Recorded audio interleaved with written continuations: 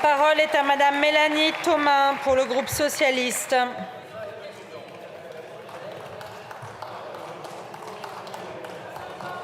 Merci, c'est gentil.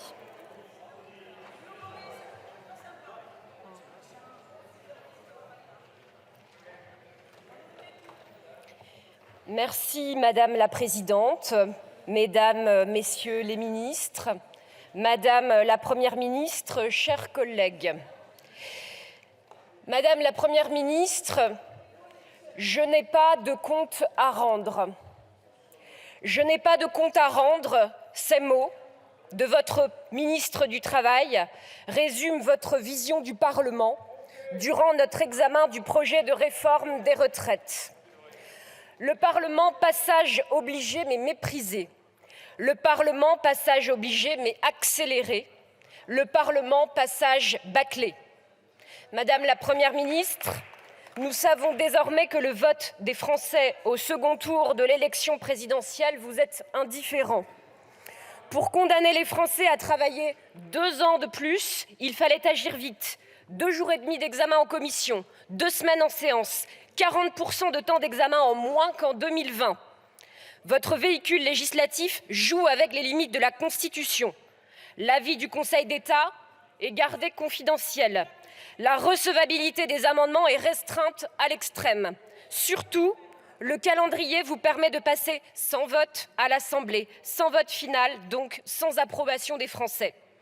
Socialistes, nous avions pris la décision collective de retirer nos amendements jusqu'à l'article 7, afin d'aborder en cohérence le virage clé de cet article pivot, le débat attendu par des millions de Français, celui de l'allongement de l'âge de départ à la retraite. Pour nous, la retraite à 64 ans, c'est toujours non. Vous souhaitez aller vite pour contourner le mouvement social et le Parlement. Ce soir, vous faites un coup de force en fermant les débats alors que le texte n'a pas été examiné. Déni de démocratie. Face à la rue, calme, unis et digne, vous restez aveugles. Déni de réalité. Vous ne souhaitez pas débattre. Dont acte. La désinvolture ensuite, quand le Parlement souhaite travailler. Lorsque les parlementaires cherchent à améliorer votre projet et font des propositions. Vous appelez cela de l'obstruction. Quand les parlementaires posent des questions, vous perdez pied, parfois. Ne vous en déplaise, le parlementaire n'est pas un fonctionnaire et le Parlement n'est pas une réunion interministérielle. Si vous ne savez toujours pas expliquer qui bénéficiera de cette réforme et quels en seront les effets, nous ne pouvons pas considérer qu'il y a eu un débat éclairé. À la vérité, vous refusez le débat et vous avez tenté de manière éhontée de dissimuler les conséquences réelles de votre réforme. Nous avons composé avec un calendrier muselé. Vous avez refusé d'ouvrir des séances le week-end, de prolonger nos travaux alors que c'était possible. En début de semaine, vous perdez le cap et vous vous retrouvez en minorité sur l'article 2. Votre projet est-il devenu celui de la minorité présidentielle? En somme, Madame la Première ministre, vous n'aimez pas débattre avec l'Assemblée nationale. Je vous le rappelle pourtant, car cela semble utile, vous êtes responsable et comptable devant la représentation nationale. Les Français sont opposés à votre réforme injuste et conservatrice. Alors que les superprofits continuent de pleuvoir, vous choisissez de taxer la vie de millions de Français. Cette réforme, c'est l'injustice de l'impôt sur la vie pour la majorité des Français. Notre opposition n'est pas le fruit d'une idéologie aveugle. Nous l'avons démontré dans notre débat. Votre politique finance à fonds perdu et sans contrepartie les plus riches, leurs privilèges, pendant qu'elle impose la sobriété, l'austérité permanente pour les autres. Ce n'est pas une politique d'avenir pour nos enfants et nos aînés, alors que l'accroissement des inégalités requiert un changement de cap radical.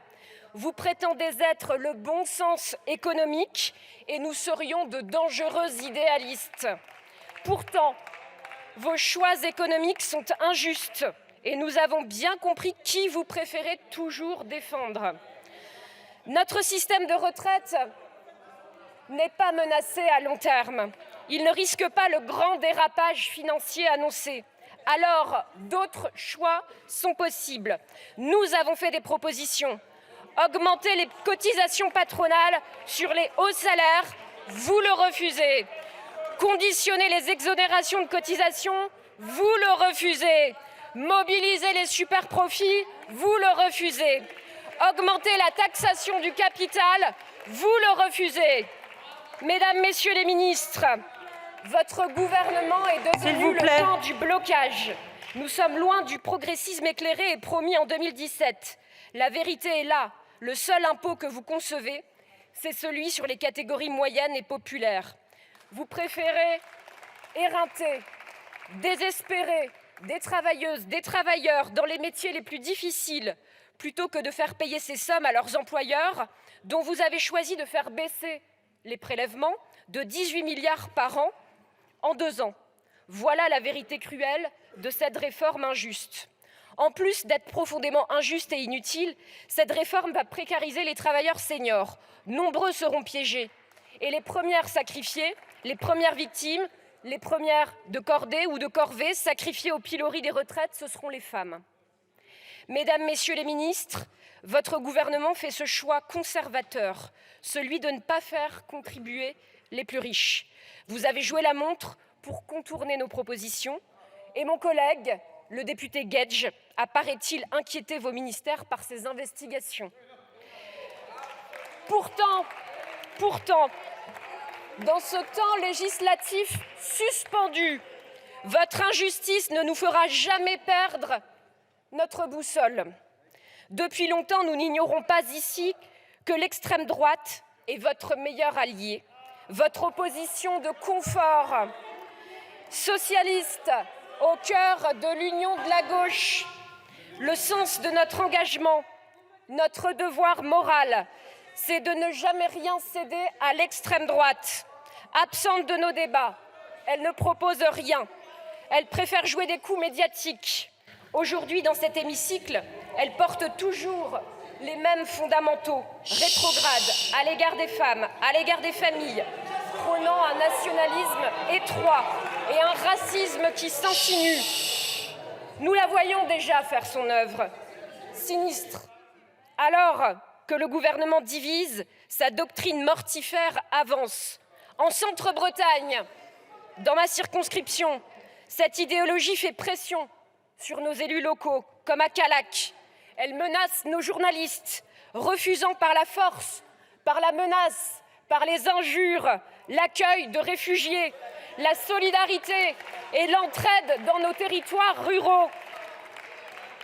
Dans notre Assemblée, l'extrême droite est opportuniste, mais nous ne tomberons pas dans ses pièges grossiers, ses manœuvres délétères et son discours frauduleux. Sur les retraites, l'extrême droite n'a rien à proposer. Rien. Alors que nous vivons une période de bouleversements multiples, nous devons défendre la justice sociale plus que jamais. Résister à chaque fois que l'extrême droite tente de consumer notre démocratie, de propager des mensonges, de la désinformation ou de faire passer ses idées pour de la politique au service du progrès social.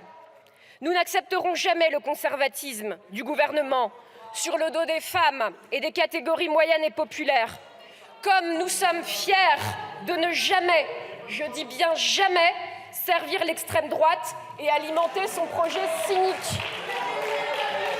Avec l'intersyndicale unie, avec nos collègues sénateurs, avec les millions de Français qui défilent dans les cortèges, rendez-vous le 7 mars avec tous les travailleurs, y compris les silencieux mais solidaires de ce mouvement, de l'île d'Ouessant à Marseille, de Montpellier à Limoges, de Lille à Oloron-Sainte-Marie. Nous sommes unis, rassemblés, déterminés pour vous faire retirer cette réforme.